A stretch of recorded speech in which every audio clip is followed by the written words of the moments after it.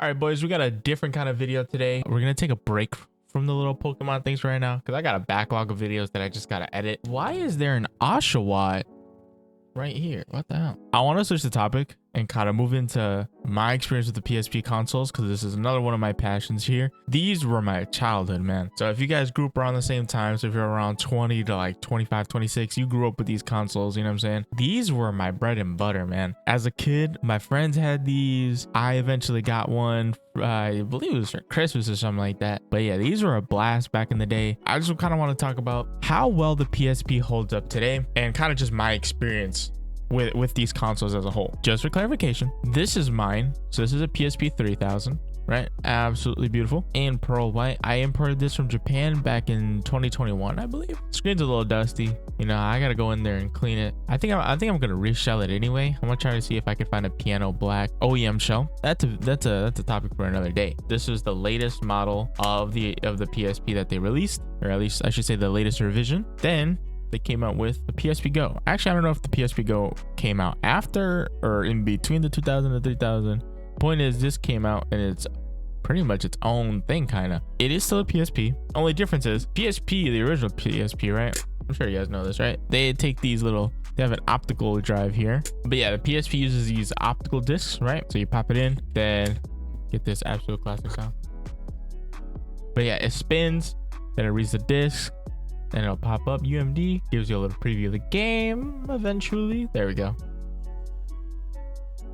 Classic. The main difference is that this is a digital only console, which was kind of crazy back in, I believe, 2009, 2010, when this came out. Back in the day, guys, you know, we had, you know, there was an actual use in buying physical games.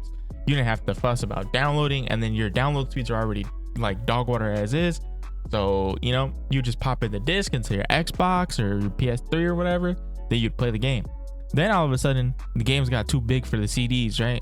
So then you would pop in the disc and it would just be like, great, you purchased the game. Thank you. You still have to wait 30 hours to download it. So with this one, that was kind of the main caveat, is that you need to download all of them. And I'm not gonna lie, it's pretty slow. Even by today's standards, it's pretty slow because you're limited by micro SD card speeds.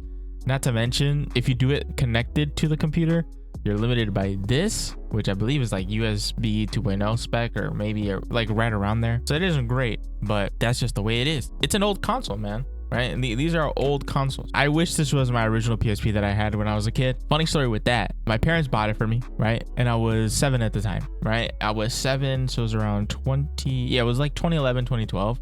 These were already on the market for a while. They were selling like hotcakes. The library was immense. I believe we got it on sale. PSP 3000 in piano black. Of course, went to Walmart, picked it up, took it home. I was like unboxing it in the car. My parents were yelling at me to just wait until we got home. It was just the coolest thing ever, because at the time I didn't have one yet. My friends had one, my neighbors had one, and I would just play with theirs, and it was really cool, you know, but I really wanted my own. Then my parents told me like they felt bad that, you know, that I didn't have my own, that I was always like watching other kids play and like using their stuff to play. So I mean, they bought me a PSP, bro. W parents, bro. My parents always like, obviously, take care of it. This is really expensive. It was like $200, I think. It was pretty expensive. Don't take it to school. Please do not take it to school. You're gonna lose it. You're gonna get it. It's gonna be stolen. This, that. I took it to school the next day and it was stolen that same day. It is what it is, bro. I got a bunch of my favorite games on here. Most of the games that I have on here on disc are my favorite games. There's a Doki Doki Literature Club port. This is fire. It actually works pretty well. Monster Hunters Freedom Unite. Absolutely fire game. WWE SmackDown vs. Raw 2011, one of my favorite games. Patapon, absolutely one of my favorite games of all time. Those are my favorite games on here, more or less. Mainly, it's just all the games that I had growing up and the ones that I played the most. There's like Street Fighter in there. I have that in disc. There's a bunch of games that I have on disc that I haven't gotten the ROMs for. Some of my favorite things about this is just how portable it is, right? I mean, duh, PlayStation Portable, right? But it's like, man, by today's standards, this is handheld, this is portable. And don't get me wrong, this is very comfortable.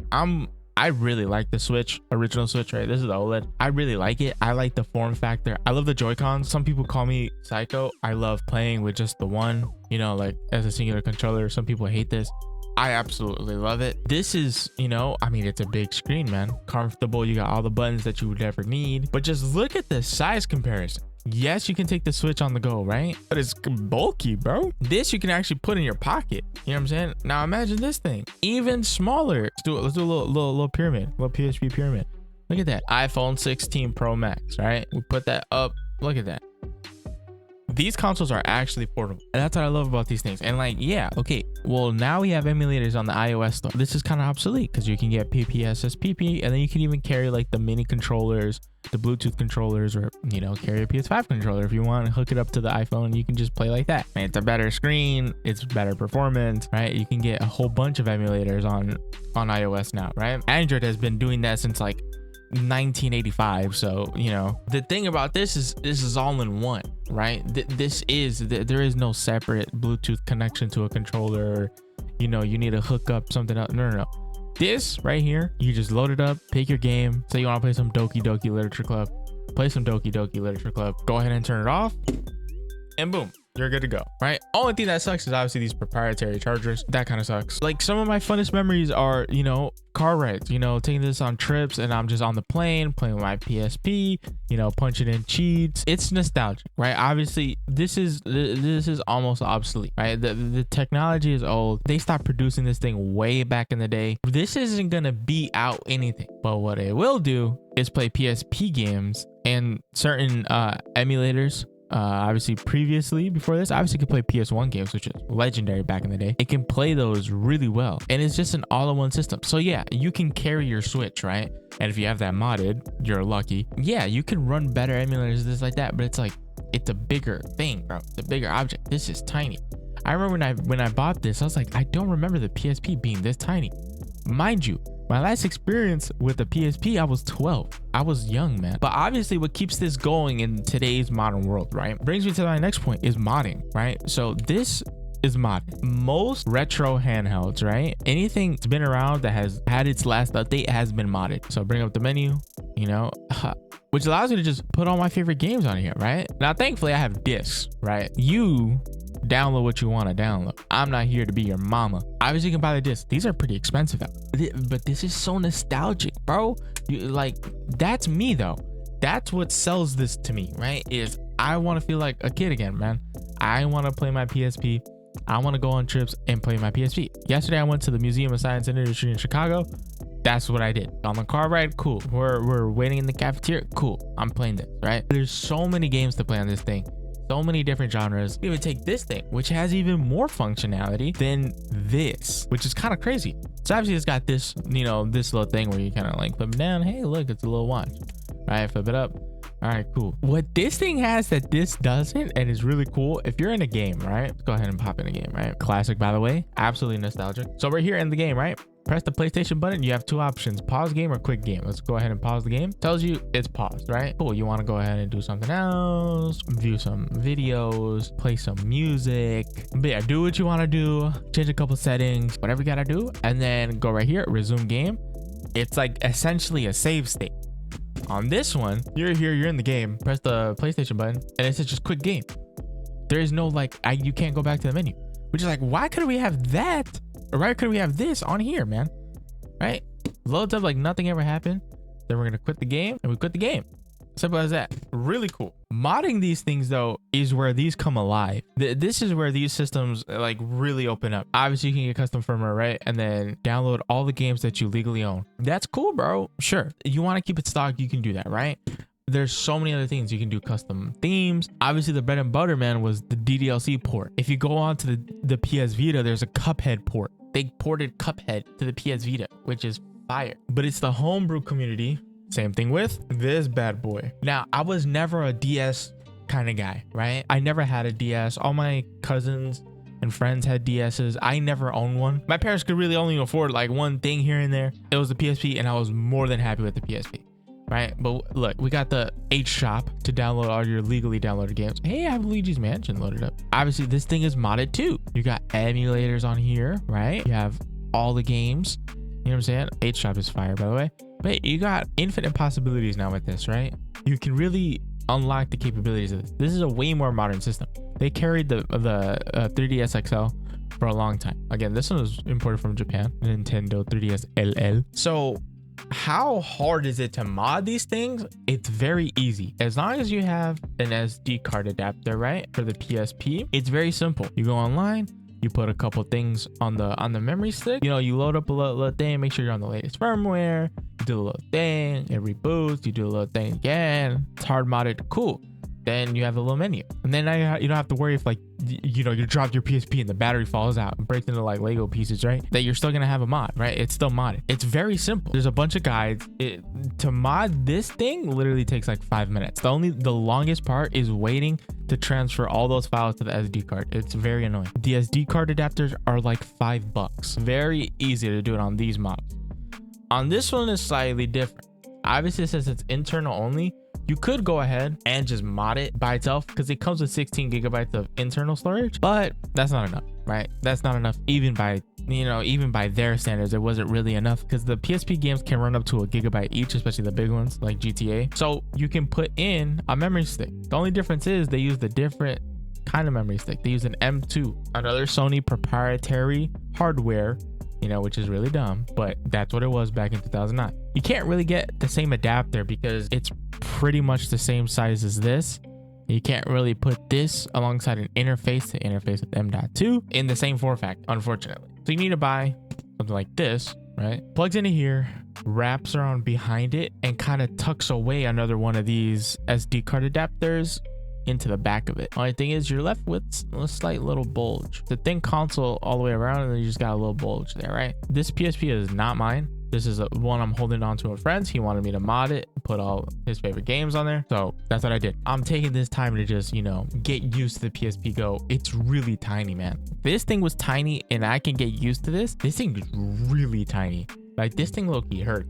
I want one just for the collection and because I thought the PSP Go was the coolest thing as a kid. My neighbors had one and I was like, that is the coolest thing I've ever seen in my life. So, you know, you gotta have one for the collection. Modding this, it's still simple. It's just the only thing is the SD card mod, right? The SD card mod in this is just plug and play. Just drop it in, boom.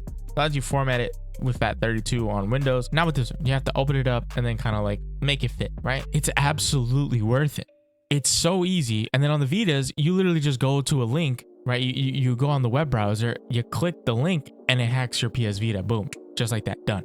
Which is crazy. This unlocks the PSP. This allows you to do anything you could ever want to do on these, right? Of course, they have their limitations, man. It's old hardware. But if you're into these kind of things, if you grew up with this, right? Not only do you want the nostalgia from it, right? Of playing all your favorite games and whatnot, you know, you want to take it to the next level, like really, you know, now that you're an adult, you can take care of things, right? Go ahead and buy one, man. Take care of it. These things last for a really long time. PSP 1000 was built like a tank. How I use it currently in this economy, right? Again, take it on trips. If I'm just at home, kill some time, I'll load this up.